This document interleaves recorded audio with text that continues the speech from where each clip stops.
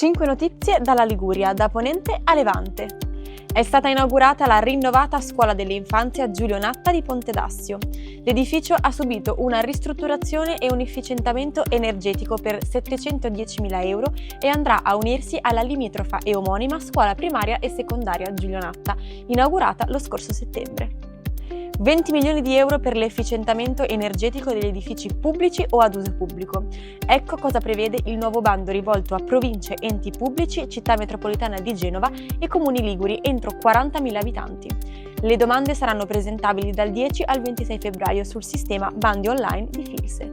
Via libera in Liguria a 5 interventi strutturali di miglioramento sismico su edifici e infrastrutture di interesse strategico in caso di emergenze di protezione civile. Il totale dei lavori è di oltre 900.000 euro.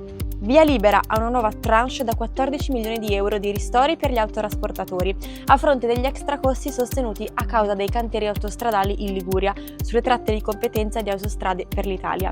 Dal 2023 ad oggi sono già state erogate 3 tranche da 35 milioni di euro l'una. 6 campioni dello sport italiano: Stefania Belmondo, Yuri Chechi, Fabio Fognini, Gianluigi Buffon, Antonio Rossi e Marta Bassino saranno protagonisti di una serata speciale per chiudere il Liguria 2025 Regione Europea dello Sport.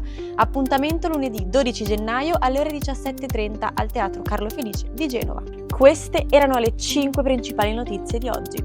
Seguiteci sui canali ufficiali della Regione Liguria.